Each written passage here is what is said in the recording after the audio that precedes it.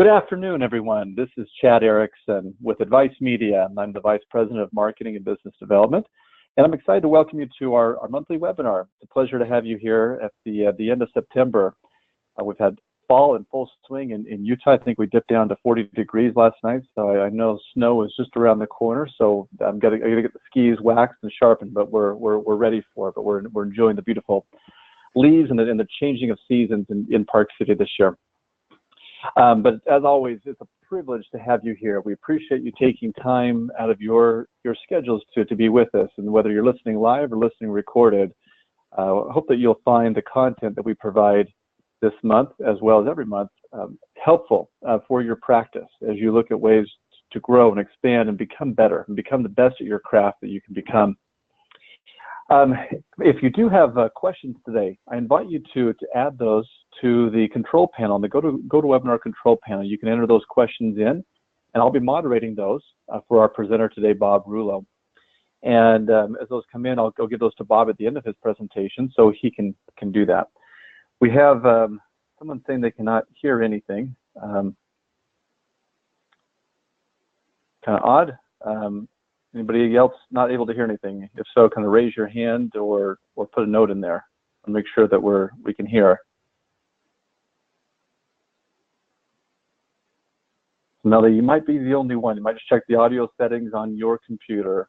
Looks like everybody else can hear, so I'll respond to her.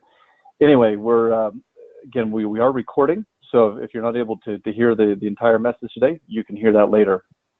But let me go ahead and introduce Bob today, and I'm excited for a few reasons today. One is that Bob is the first person we had on our webinar going back over 2 years ago. When we first kicked off this whole concept, he's the first person I thought of, and he was so generous to come in and to present to us, and that was amazing.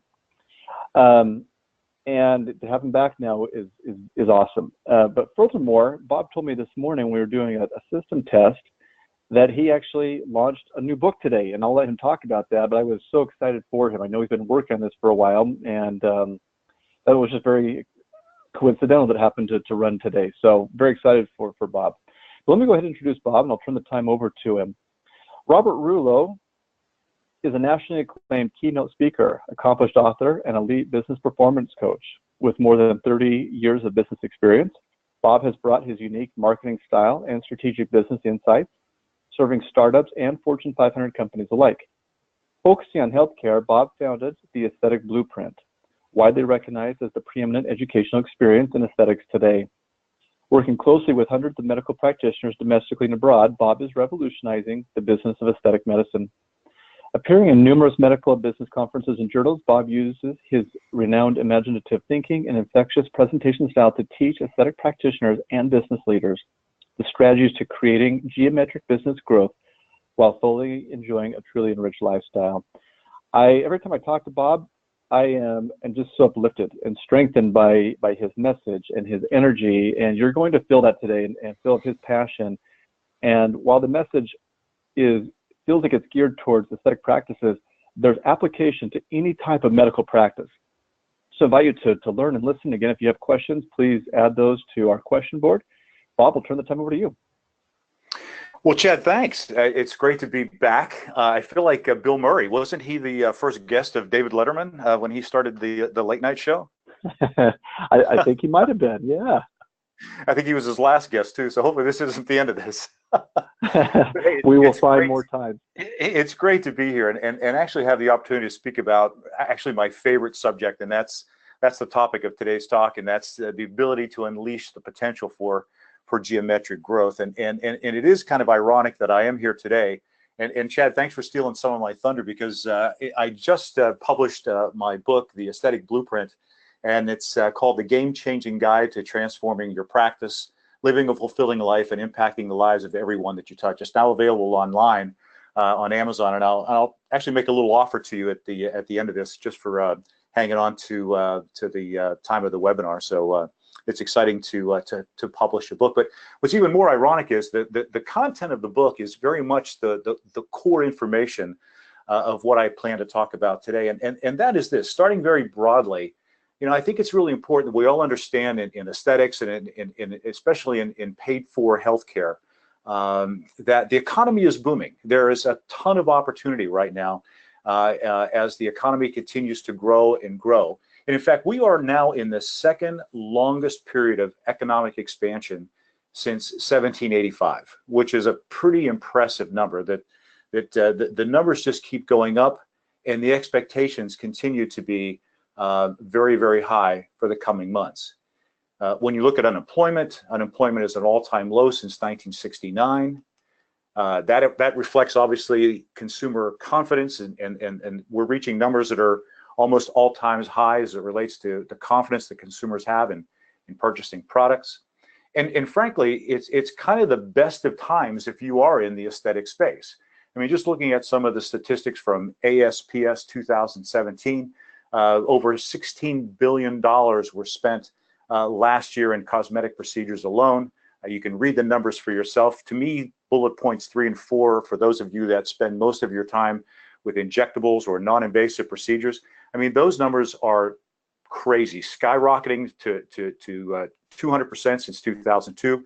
And in the last 5 years, injectables alone had this massive increase of over 40%. So this is a great time to be in aesthetics.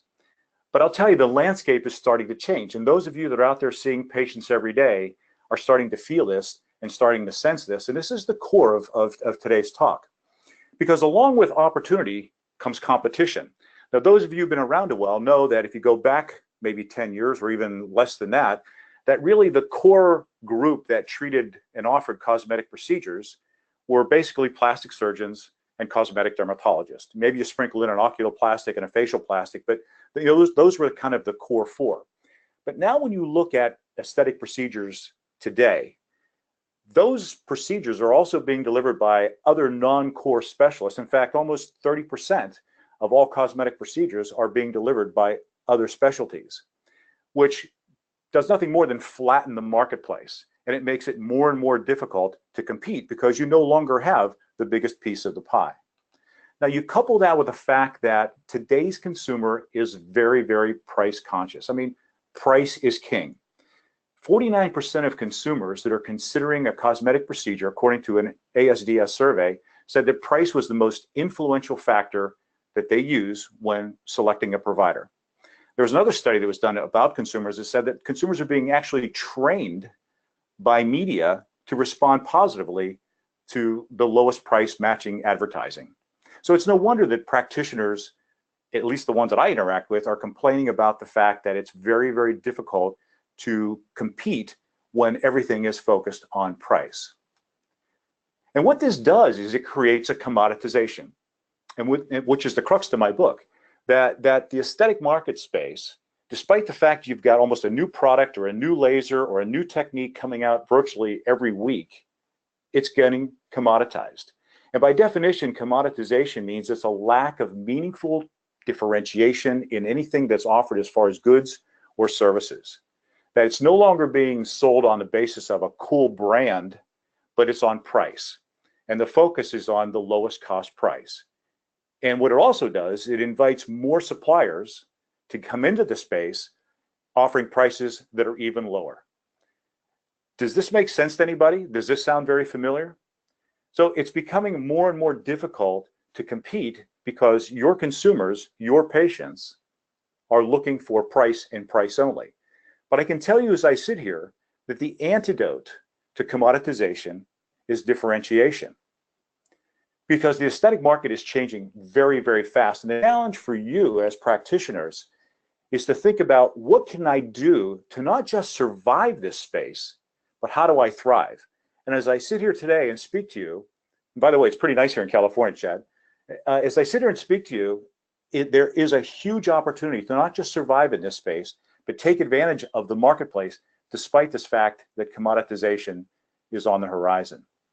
And I know sometimes it feels like every time you try to do something, you feel like the wind is blowing in the face, and it's very, very difficult to get things done. But if you stay focused and you have a great plan in place, you'll actually be able to create what I call geometric growth. So the topic of today's presentation is how to unleash the potential for geometric growth. Now, when I give this presentation on stage, I always get the question, well, what do you mean by geometric growth? And it's always difficult to really get into a definition of geometric growth. So as an ex-school teacher and as an educator, I typically like to show case studies and examples that are, I think, representative of the topic that I'm trying to represent. So in this particular case, what I like to do is give you a case study or an example of something that I think is taking place right now that represents very well the idea of geometric growth. So I'd like to introduce to you the Golden State Warriors. Now, for those of you that aren't sports fans or aren't basketball fans, take heart, because this is not a presentation using a sports analogy. It's a presentation using a sports team as a business that has created geometric growth. And let me tell you the story. The last time the Golden State Warriors won a National Basketball Association championship was 1975. My question to all of you is, where were you in 1975? Most of my audience that I do this during my live seminars, about half of them weren't even alive in 1975. I was a freshman in college, just to give you a sense of how long ago that was. So we're talking, 36, 40 years ago was the last time this team won a championship. And there's a picture of the championship team. Kind of different style and look back then, right? And there's one thing you notice on there that you don't see in today's NBA player: tattoos. That's right. If you said tattoos, no tattoos there, but certainly a different and interesting look. So this is a team that has not performed well in 40 years. They've not competed well in it, barely making the playoffs, maybe just once or twice in that time frame, and never winning an NBA championship. Then in November of 2010, Joe Lacob, who is a Bay Area venture capitalist here, and Peter Guber, who's the past president of Sony Pictures, got a group together and they decided to buy the Golden State Warriors. They paid $450 million, almost $500 million, for this team that has been underperforming for 40 years. This was a record purchase price for a team. No team had ever been bought for that amount of money before. And here, this buying group, these two guys in their group, paid top dollar for this particular team. So you got to scratch your head and say, what were they thinking? And what's interesting is when Lacob made his first public appearance, shortly after making some pretty tough decisions on changing the team around, he was standing in front of the group of 16,000 fans at Oracle Arena and was booed out of the gym. People did not like the decisions he was making. They didn't like the direction they were going, and literally booed him out of the gym. If you want to see the actual situation, go to YouTube and type in Joe Lacob getting booed, and you'll actually see the video. The guy on the right is Chris Mullin. He is a former Warrior player who actually came out of the stands to pick up a microphone and try to calm the fans down. Now, let me tell you this. If you've ever had a chance to get in front of 16,000 of your patients and they booed you, how would that make you feel? It would be pretty demeaning, wouldn't it? But this guy was unbowed. He was going to pursue his dream and pursue his vision. 3 years later, they won the NBA championship. 2015. Just in 3 years, going from getting booed to winning the NBA championship. And there's the team celebrating with their trophy. More than 1.3 million fans descended upon Lake Merritt in Oakland to celebrate the championship. Now, my question to you is, how many of those 1.3 or 4 million showed up, were in the stands booing him when there was only 16,000 people there? It's amazing what winning will do for you, right? But that's not the whole story. 2 years later, 2017, they win it again. Now again, remember, this is a team that has not won in 40 years, and in 2 years, they win the NBA championship. In 3 years, twice in a row. Again, celebrating with the trophy. Another 1.3 million people ascend on Lake Merritt again to celebrate the second NBA championship. But that's not the end of the story. Last year, 2017, they won their third in 4 years NBA championship. Again, this is a team that was bought in 2012 or 2010, where the owner was booed out of the gym, and here they are winning their third NBA championship in 4 years, in a very, very short period of time. This time, we had almost 1.5 million fans ascend on the parade. Pretty impressive. The team set an all-time record of winning 73 games and only losing 9. No other NBA team in the entire history of the National Basketball Association could ever perform that type of record. And here's the interesting thing. This is where it gets to the business side of things.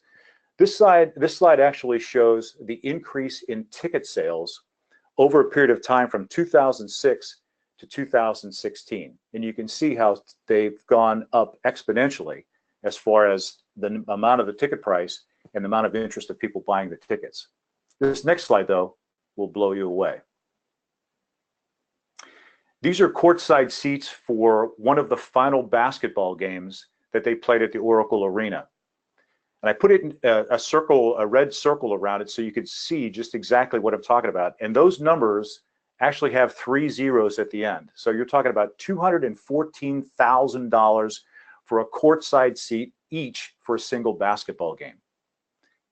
So when you tell me that patients won't pay for your treatments or for your Botox or for your fillers, you need to take a step back and start figuring out what are you doing wrong, because people are out there spending money, and they should be spending money with you. And we'll talk a little bit more about that.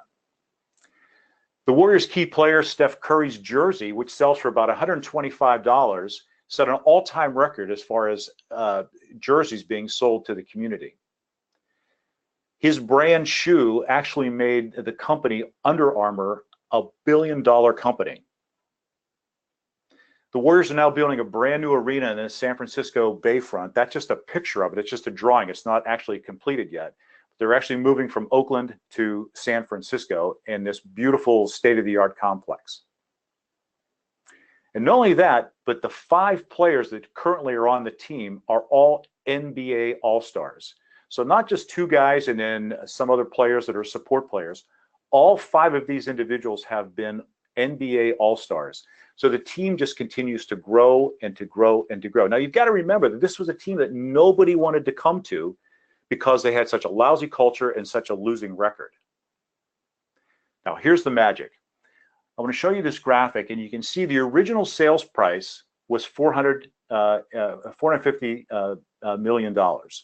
Now, if you can see at 2010, the actual graphic, the team was valued at $315.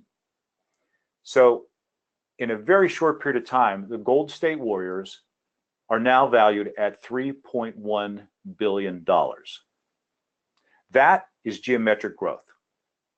It's the best definition I can tell you of what geometric growth is and how fast it can take place if you do the right things. Well, how do you do that? I mean, how did they actually go from being this mediocre, somewhat average team to being a billion-dollar entity in business? Well, if you listen to Joe Lacob, the owner, and I followed him very, very closely. In fact, I'm a big Warriors fan, as you can probably tell. But I'm less of a fan about their ability to play basketball and more of a fan about their ability to build a business. And I've read every interview he's done. I've seen everything he's done on YouTube. And I boil it down to share with you into this mindset. Joe Lacob had 3 core beliefs when he took over the team. And I want you to think about this as it relates to your practice as well. His first core belief was this team can be a champion. Even though it showed no signs of being a champion, he thought they could be a champion. The second thing he thought, and again, this is mindset, is I can build this team into a champion. And then the third thing was, it'll be worth it. Because a lot of us have big ideas and big visions, but we don't have the motivation and the inspiration and the realization that it'll be worth it to make it come to pass. And you need that when you're trying to grow your practice to the next level, especially in the face of undying competition and commoditization. You've got to be figuring out ways and believe in ways that you can make a difference. Now, here's the concept of geometric growth. Now, obviously, this was a 4, 5, 6 year process that takes place. But I boiled it down in today's conversation to what I think are 3 key things that made all the difference in the world. First of all, Lacob is a venture capital businessman here in the Bay Area, and spends his entire non-basketball time building businesses. He took the same Silicon Valley strategies and tactics that he uses in any other business, and he applied them to the Golden State Warriors. And here are three key things that I wanted to share with you that I want you to think about as you consider taking your practice to the next level. The first one is creating a vision. The second is changing your culture. And the third is creating a story that you can tell over and over and over again. And when you read interviews about Joe Lacob, and if you see him on TV, these are the three things that pop up the most when you assess how this team became so successful so fast. I just want to take a minute to talk about each one of them. Let's talk about creating a vision. This was the vision. Winning the championship was the vision. There was nothing about making the playoffs or, getting close or anything like that. The vision was winning the championship. After 40 years of mediocrity, we're going to win the championship. People laughed at him when he went on television and we went into them in the media and told them this is the vision of the team. And of course, why wouldn't you laugh at him? I mean, this team has been down for so long. What would it take to turn it around? This was the vision he created, and this is what he told people. Now, when you think of vision, it has to be a big idea that actually moves people. It can't be, oh, I want to get 5 more patients in, or we want to bring in a new laser or something like that that's going to generate revenue. If your focus is on making money, you're never going to create a great vision. That can be an outcome, but the vision has to be bigger than it. It has to be so big that it moves people. And some of the components of creating a vision, if you don't have one, are the following.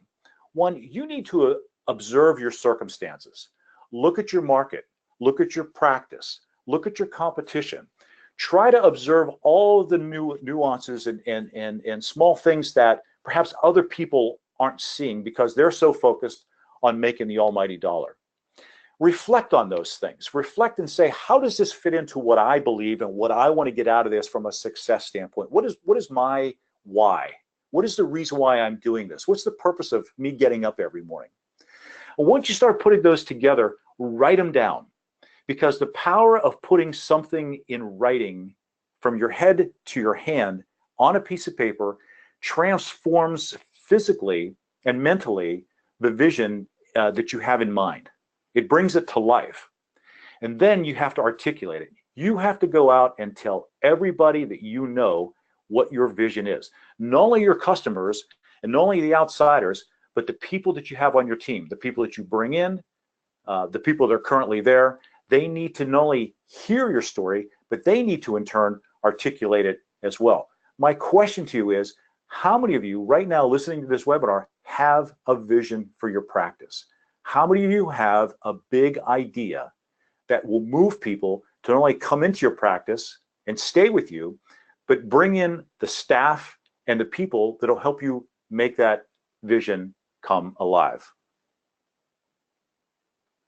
The second thing, he changed the culture. Changing culture is probably one of the toughest things that you have to do when you take over an entity or when you're trying to grow an entity. Lacob said in an interview, he said, I knew in my heart that after we bought the team that we needed to change virtually everything.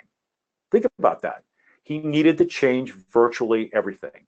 Here he is paying top dollar for this thing, that it's like buying a Ferrari that has a Volkswagen engine, underperforming. And he did his reflection. He did his assessment, as I said before. He literally let go of 80% of the staff. 80% of the staff. This isn't just the executives. I'm talking about the people that worked in the concessions. I'm talking about the people that were in the parking lot. I mean, that sounds harsh, but when you're trying to create a culture, where you're trying to create people to believe in your vision, you've got to bring in people and talent that are going to follow you. Not yes men, but people that have the same core beliefs that you do. And I will tell you, from the coaching that I do with a lot of my clients, 90% of the problems that they have in their practices are right here. It relates to their culture and it relates to their employees, because without a good culture, nobody survives. One of the things he had to do was make some tough decisions and get rid of some key people. Now, earlier when I told you about him getting booed out of the Oracle Arena was basically because of this decision. The guy on the left, the player, is Monte Ellis, who was a fan favorite during the Golden State Warriors. Again, this is when they were mediocre, but he was a fan favorite, a very talented guy, very likable guy, but he didn't fit the vision. He wasn't the right fit for the direction that Lakeup wanted to take the Warriors. It wasn't championship caliber. The guy on the right is Mark Jackson. He was a very, very popular coach for the Warriors at that time. In fact, he was brought in by the Warriors before Lakeup came on board and actually had really improved the team, but he still didn't fit the vision. So they were gone. Tough decisions. People didn't like it. Fans didn't like it. The media didn't like it. But those were the decisions he had to make. And I will tell you, as a business owner, those are the decisions you have to make too. And I will ask you this question. Who do you have in your practice right now that you need to let go of? My second question is, what are you waiting for? Because if you wait, you're never going to be able to build the culture that's going to elevate your practice to the next level. Now, the Warriors in this next slide actually brought in some new perspectives. The two guys on the left, Bob Myers and Steve Kerr, were brought in to bring a totally new perspective to the team. Bob Myers was a former sports agent, so he understood the marketing side of the business from the players' mindset. He understood how to negotiate contracts with players and what a great thing it would be to be able to do that as a general manager. Steve Kerr is an ex-player. He was an ex-general manager. He's an ex-broadcaster. The guy brought so much perspective to the team as the new coach. Became the winningest coach in the history of the Golden State Warriors and practically in the whole NBA. On the right-hand side, Bob Myers is actually shaking hands with Jerry West. Jerry West is a former NBA basketball player that's literally the icon of the National Basketball Association. But it's not just his basketball skills from years gone by. Jerry West became one of the most successful NBA executives in history. And he rebuilt 3 teams to championship levels. So the Warriors brought him in as an advisor and bring in these new perspectives. My question to you is, what new perspectives are you bringing in as you're trying to decide how to grow your practice and take it to the next level? I will tell you, one of the smartest things you can do is hire a coach. I coach, and I have 2 coaches.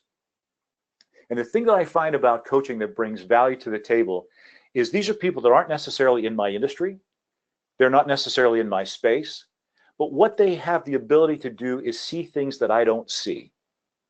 Tiger Woods has 4 coaches, each one of them looking at a different aspect of his golf swing. Anthony Hopkins, the actor, has an acting coach. He has a voice coach and a music coach.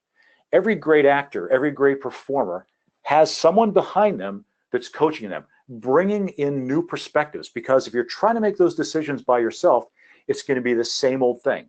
So bring in some new perspectives and figure out a way to incorporate those as you modify and change your culture. The other thing about culture that made the Warriors different and successful is that it was an open communication culture. Here's an example of a 28-year-old assistant coach that was watching a game film one night when the Warriors were struggling in one of the early playoffs in 2015, and he noticed something in the film that could make a difference in the way the Warriors played the next game. Now, in some cultures, a young assistant coach would never have the courage, even though it was a great idea, to approach the head coach with an idea that was so provocative and so outlandish. But because the culture welcomed that kind of communication, he felt comfortable and safe enough, without losing his job, to approach the coach with this idea. The second thing is, the head coach, Steve Kerr, had a culture in mind that was open to receiving feedback from anybody. And what happened was, he took this guy's idea, brought it into the plant, and literally changed the game for the Warriors, and they won the finals based on that one change in the lineup. Significant, and maybe not, probably would have never happened had the culture not been welcoming enough for a young person that's in the back office to come up with enough courage to speak to the head coach and make the change. Now, my question to you is this: are you listening to everyone in your practice? Because everybody in your practice has an idea. It may not be an idea that you can implement today or even tomorrow. It may not even be a good idea, but if you created a culture that gives them the courage and the strength and the safety and the confidence to approach you or your practice manager with some ideas, because I will tell you there are some great ideas that are sitting behind those doors that you need to tap into. The other thing about culture is Joe Lacob was a man that led by example. He was the type of, and is the type of owner that doesn't sit high in the owner's box away from the fans, you know, kind of surrounded by his lieutenants. This guy comes down, he sits on the floor, he wears the garb. You can see him here, he's cheering like anybody else is cheering. But what's interesting, in one of his articles, he said, when I first bought the team, I knew that everything had to change. That to make it turn around, it needed a face. The team needed somebody to step up, and whether I liked it or not, it was me. I had to be the face of the franchise, and it required me being, you know, in the public. So I had to do this to set the culture and to create the objective goals. And that gets back to what I was saying before. It was his vision. The only way he could communicate his vision was not through some press release or not sitting up in the press box, but literally coming down and selling his concept and his vision to his team and the fans. Now, that leads to the third part of the successful geometric growth of the Golden State Warriors, and that's to tell a new story.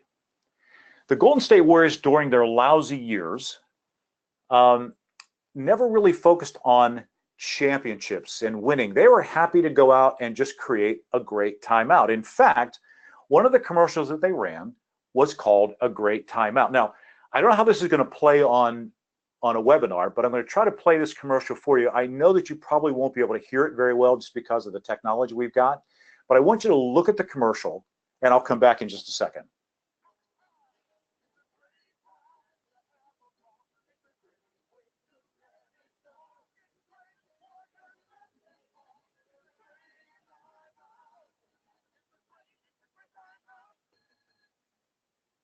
That commercial aired nearly every television station for weeks during the Golden State Warriors seasons back in those days. And I don't know about you, but nothing speaks to me more like NBA champions than maracas and bongo drums. Do you see what I'm trying to point out here? I mean, the story that they were trying to tell was not about winning championships and not about, you know, this huge vision of being number one. It was about, hey, come on out and we'll have a great time. There's nothing wrong with that. But if that's the vision, you know, it's, again, as I said before, it's not one of those big idea things that moves people. This is the vision of the Golden State Warriors today. This is the story that they're telling. And it's simple, and it's direct, and it's meaningful, and it's strength in numbers. I don't know if you can see this on your screen very well, but take a look in the background. What do you see? Fans. Right? You see the fans, because the concept of strength in numbers isn't about come out and watch us experience. And look at the players that they're advertising, right? They got their muscles bulging and they're yelling, and you know, this is what, you know, NBA championships is all about. It's kicking somebody's butt and enjoying it in the process. This is what the Golden State Warriors moved to their story, and they published it everywhere. Strength in numbers was on the banner on Oracle Arena during the playoffs, and people wear it on their t-shirts.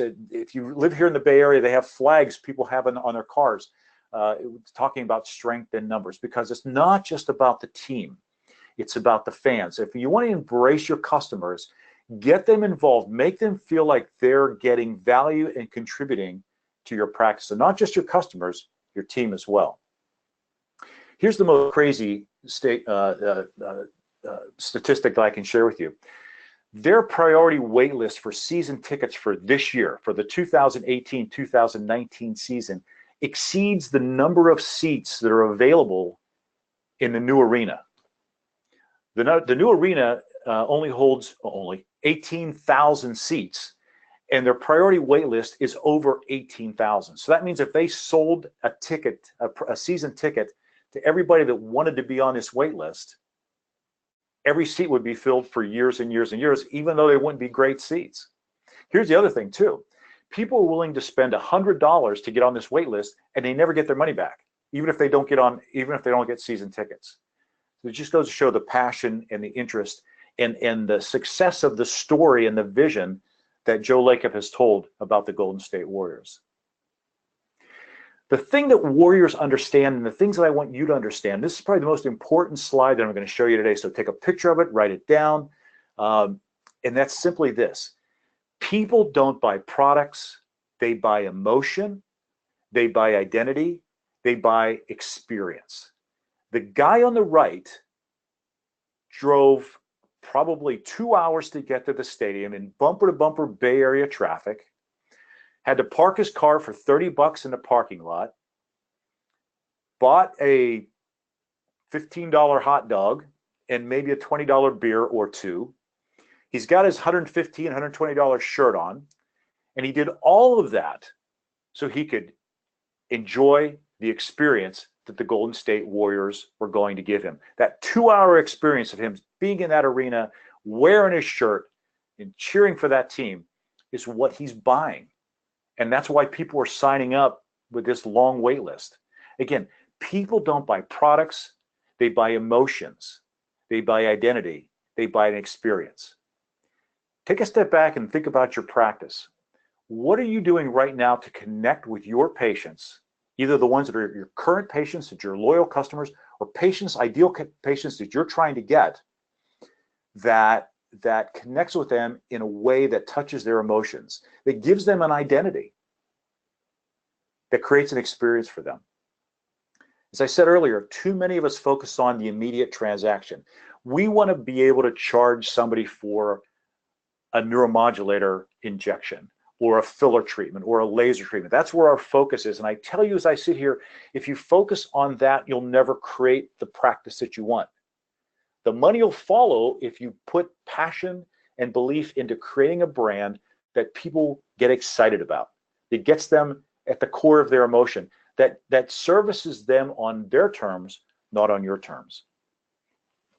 If you do that, you create raving fans.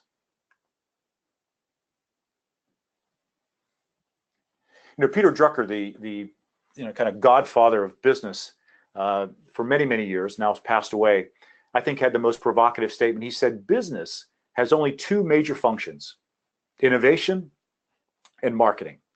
Innovation and marketing are what produce the results.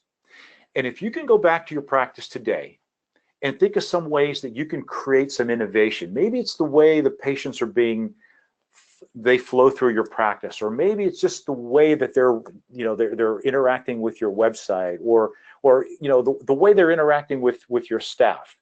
Or take a step back and start thinking about the way you're marketing your practice. How are you communicating? Is it all about you, or is it about them? Are you providing education, free education, whether through your social media or through your e-blast or whatever you're doing? You're providing education, or are you just telling me, hey, we've got another open house, come and we'll try to sell you something?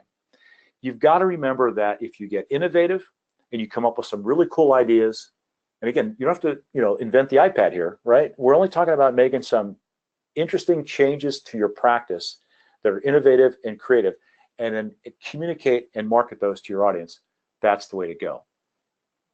So in summary, creating geometric growth really boils down to these three things. And again, I realize this was a basketball team that makes millions of dollars, but I'll tell you these principles are easily transferable to your practice. Number one thing is you got to believe what you're doing. Now that sounds silly, but you've got to believe it, because I think a lot of people get into that mindset of, oh, I'm not sure, I don't know. You got to believe it. You've got to take a stance to say, this is what I'm all about. This is what I've been put on this earth to do, and I'm going to make this happen. And from that belief, you've got to create a vision. You've got to take that belief and put it in a form that you can communicate to people outwardly, even if people boo you, because not everybody's going to like your vision. Even if people discredit you, because not everybody's going to like your vision. Don't be defeated.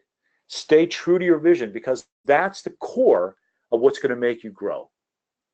And then take that vision and build a culture around it. Find people that believe what you believe, both internally and externally. I always tell people, when we market to our clients in aesthetics, we try to market to the world. And you don't want the world. Believe me, there are some patients out there that you'd rather have go down the street. And I think if you're listening to me right now, you're shaking your head. Find those ideal people that fit the culture that you create, the internal culture and the external culture. And this is a belief system that it's easily found because you'll attract people that believe what you believe. Then you've got to create your story. Create your story. It has to be simple. It has to be concise. Strength in numbers tells a hell of a story. And it means something different to everybody. But when you tell it over again and you create it and you tell it over again and over again and over again, all of a sudden people start believing it. They start embracing it.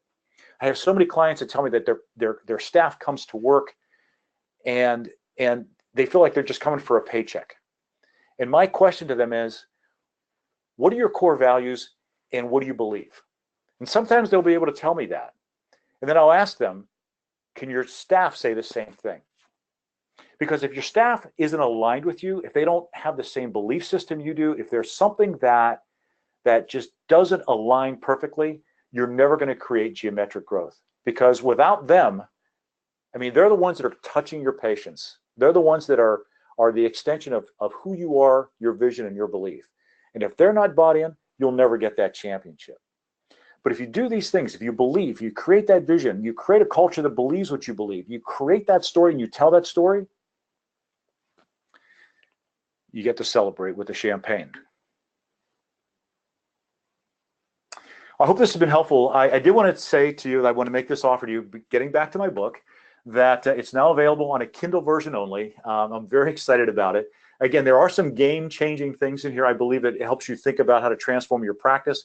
And your practice is about your life, and it's about the people that are in your life. So the whole purpose of the book is to do that. And for today only, I'm making it available for just 99 cents. It's a Kindle version. Just go to aestheticblueprintbook.com. You can click on the button, it has information about the book, and you can just go on there and purchase the book. And I'd love to get your feedback on what you think. It's been a labor of love, and it's been pretty exciting to actually see it now come to pass. And since, Chad, I'm still in this mode of bringing some things up, I did want to invite everybody on the call. Our next training seminar, Carlton in Fort Lauderdale, Florida. I don't know if you know about our seminars, but they're very intimate. They're not very big because they're seminars. They're not conferences. Our early registration ended about a week ago, and the price has gone to a regular price. But for this group, I wanted to offer you an extension of the early bird registration, and it's a $300 savings. So all you need to do is go to aestheticblueprint.com. I can only do this for the next 10 people. So if you want to do this, I've got 10 slots that I can do this for. Use code FLVIP 2018. So that stands for Florida VIP 2018. Go online, you can register and get that discount savings for our Immersion seminar. And if you haven't experienced one of our seminars, I know they're mine, but you can see from the people on the left that it's the kind of meeting that goes above and beyond your typical continuing medical education program. And let me close, Chad, by just saying this. One of my mentors is the infamous Jay Abraham, who's recognized as probably one of the top 5 business minds in North America, if not the world. And Jay said to me, he said, as soon as you open your mind to doing things differently, the doors of opportunity practically fly off the hinges. So my encouragement to you at the end of this is to be thinking about ways of going back to your practice and making a few things that are different, make a few changes, and you'll actually see the opportunity come rushing through your doors. That's it. I appreciate your time. Chad, back to you. Perfect. Bob, thank you very much. I really appreciate you being here today. In fact, I purchased your book while you were speaking. Hey, there you go. I'm going to get this and do it. So it's great. And I've been to Bob's conference for years. I can speak to the content of that meeting. It's one of our favorite meetings to attend. It's always in a wonderful, beautiful location, and it's one of the most inspiring and fun conferences we go to. And so hope to see you there. Bob, a couple questions that came in is, how do you really create a culture? Well, it does start with a vision. You have to decide what are you trying to create as an individual, because I think so many people try to mimic other things and it becomes almost inauthentic. And to me, one of the biggest, and I know it's a $60,000 word in today's business world, but authenticity is really the key. And really what it boils down to is individuality and what you believe. So I think that when you create a vision, it's got to be about what you want to accomplish. And Chad, you might want to accomplish something different than I want to accomplish, or your listeners want to accomplish. But the bottom line is that has to be at the root of building a culture. What you believe, what's important to you, becomes then your core values. And core values are really just 3 or 4 things to say, this is what we're all about. And it's going to vary from company to company, but it's how we value our business. It's how we value our interactions. It's not just with our customers, but with each other. It's what we believe we want people to perceive us as, because we're living who we are. And the funny thing is, when you get your core values, that then becomes your culture. And when you take those core values and say, this is who we are, you have to spread that out. You have to preach that. And you're going to find that if you don't have core values, that if you start implementing them into your practice like tomorrow, you're going to find that there might be some people that are currently there, and some people in some cases that have been with you for 10 years, that all of a sudden out of a shock don't fit those core values. And sadly, that person is going to have to go. If you want to go to that next level, that person has got to go, because if they're not aligned with your core values, it's not going to work. So the culture is built on those core values. Now, the second thing that you've got to think about as it relates to culture and core values is that anybody that you bring in, anyone that you hire, instead of interviewing them about their resume and something that they've done for another practice or at another job and the typical BS that goes into an interview, write your questions based on your core values. Ask them questions and have them respond to these questions to see if in fact they align with those core values. Because once you get people on the same page, once you get everybody singing off the same song sheet, you've got a really, really strong culture, a culture that is embracing, engaging, and also challenging. Now, let me just use the analogy of the Golden State Warriors, and I'll stop. The Golden State Warriors was a team back in the old days that nobody wanted to come to, even though it was in the beautiful Bay Area and there were a lot of upside to living around here. Nobody wanted to come to this team because it had a lousy culture. It had an absolutely lousy culture. So they would rather go to Montreal or Toronto and play basketball than they would to come to the Golden State Warriors. But because Lacob was able to build a culture around teamwork and sharing, even though these guys are multi-million-dollar big ego athletes, the culture was created around core values of what we are about. And what we're about was winning the championship. And no individual can win a championship by themselves. And the thing goes back into an aesthetic practice.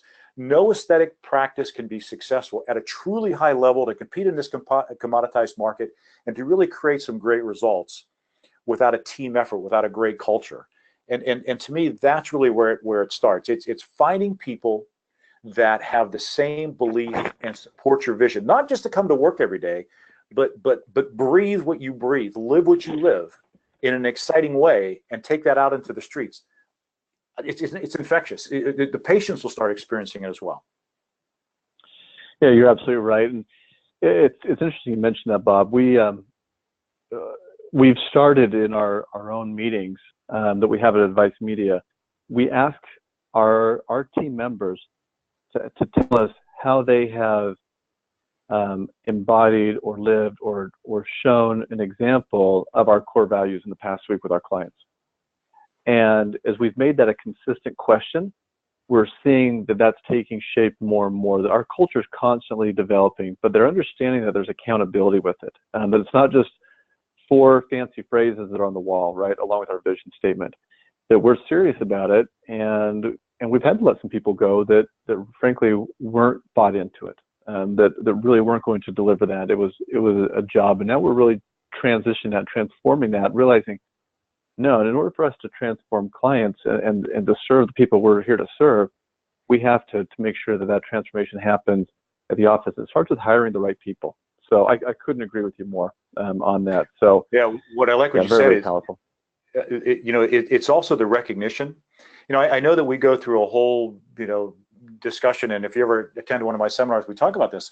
It's like how do you reward people? And I am a big believer in, money's a very short term, kind of motivator, and of course, obviously, the heavy-handed fist, it never works. But if you give people recognition, if they get recognized for an outstanding job among their peers, man, I'll tell you, two things happen. One, their chest pops out and they go through the roof as far as pride is concerned, and they're looking for, the next thing that they can do great. And what also it does, it creates a little bit of friendly competition among the rest of the staff to say, wow, if he got recognized for that, or she got recognized for that, I'm going to think of some ways so I can get recognized too. And when those, when that little competition gets going, I mean, the only thing that happens is good. Yeah, very important. Speaking of that competition and that team that's there, you've been around the aesthetic business for a long time, Bob. You've been in hundreds and hundreds of practices. How often do you believe that the team should meet, and that the doctor or the medical director should be meeting with their team and talking about these principles? Well, so you make a great point in your question, and that is that the doctor, the practice owner, has to be a part of this whole culture thing. You have to be a part of that. It can't be, and no disrespect to any of the practice managers on the call, because you're incredibly valuable to this, but the owner has to be the visionary. Just like Lakeup was the visionary. He doesn't get into all the details with the Golden State Warriors, but he is the visionary. And I some of my clients that I work with that are practitioners don't feel like they've got the time or the desire to be part of what you're talking about, meeting with the staff and things like that. And again, I can tell you, as I sit here, that's the biggest mistake you can make. You've got to make yourself visible. You've got to make yourself approachable. And yes, you can't answer every little question and things like that. But what you want to do is create that vision. So to answer the question, it really depends on the team, Chad. If you've got a younger team of people that maybe haven't been in the space of a very long time, or if you're just kind of creating this vision that needs reiteration, you might want to meet more than once a week. Once you get something a little bit more finely tuned, maybe it is once a week. Maybe you've got a set day where the team is meeting. And I know you're all thinking, well, how do I find time to do that? Because we've got patients scheduled, we got this, we've got that. You've got to make time. If it's valuable to you and it's important to you, and it should be, you've got to make time, even if it means canceling it. Sorry about that. I'm talking with my hands. I just knocked my my microphone off. It's what happens when you deal with an Italian. But even if it means, what you would perceive as lost revenue for that period of time, that's okay, because what you're going to get if you run those meetings right and you're getting your staff working in the same direction you want to go, and it's repetitive, you'll make more money by doing that ultimately than you will by doing the concern about, we're going to miss out on one-off scenarios like that. Yeah, I agree, Bob, and I think that's my experience as well. Is I see practices where the doctor says, I'm just too busy, somebody else handle this, and it can work okay, but it's never great. You need that the buy-in from the top, Right. and the people need to know that's where the buck stops.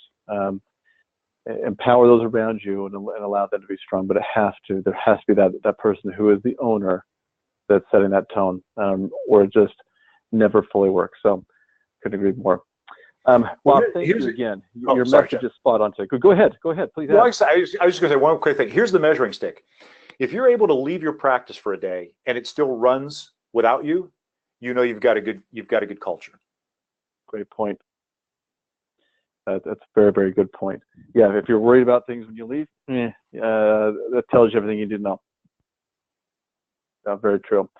Bob, thank you. It is always a pleasure to have you. Your message is spot on, and what we're trying to offer here at Advice Media is messaging not just on practical little things that can be done, but also on this overall concept of vision. We've had Rob Schallenberger in here talking about vision before as well. You're going to continue to hear this because it's critical, and we continue to see that most practices don't have this. But we want you to be successful. We want you to have the most important things in your practice, so we hope you'll take it to heart. Just looking ahead on the calendar, making sure everyone's aware, our next webinar will be on Wednesday, October 24th, avoiding Halloween. We normally do it the last Wednesday of the month, but avoiding Halloween. So it'll be on October 24th, and the presenter will be Leah Chatham from Solution Reach. She's going to be presenting on the topic of get two-way texting right. A lot of offices are using texting more and more within their practice, and she's going to be talking about some of the legalities and ways to do it to make sure that you're compliant, but also some of the most effective ways to do that to really enhance your patient engagement. So I'm actually really looking forward to hearing that presentation as well. But we thank all of you for being here today. Bob, thank you as well. And again, as Bob mentioned, he's offering that the discount on the aesthetic blueprint to the first 10 people on this call, which is very generous of him, as well as 99 cents on that book today. So, go get it.